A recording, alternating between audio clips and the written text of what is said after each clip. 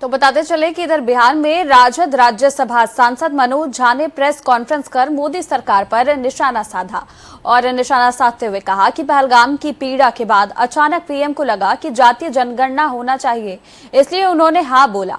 BJP का चेहरा आरक्षण विरोधी है, आरक्षण केवल भटकाने की कोशिश है, तो जातीय जनगणना में पिछड़ों और अति पिछड़ों की गणना होगी और उसमें उपजाति की गणना नहीं होगी। तो जातियों की अलग अलग गिनतियां होगी, लेकिन उसके आंकड़ों को नहीं बताया जाएगा। यह अमित शाह ने कहा है। ओबीसी और ईबीसी में कितनी जातियां हैं जिसकी जानकारी नहीं देंगे।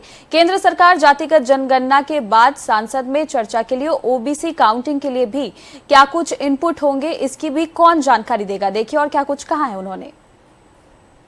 आरक्षण विरोधी है, मैं नहीं बताना चाहता।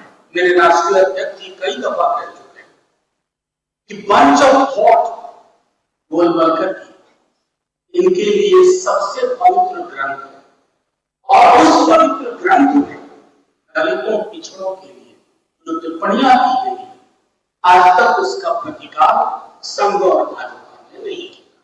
खैर, जब प्रधानमंत्री जी ने यह घोषणा की कि जातिगत जनगणना इस बार जनगणना के साथ होगी, हमने कहा चलिए देर से ही सही आप रास्ते पे आने की कोशिश कर, लेकिन ये भटकाने की कोशिश थी। मैं क्यों कह रहा हूं?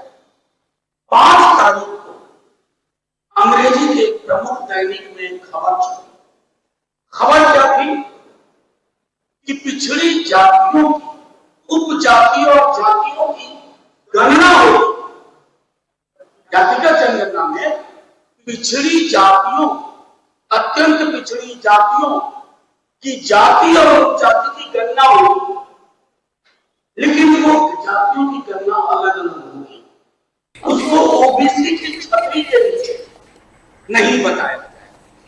कहने का तात्पर्य ये कि ओबीसी की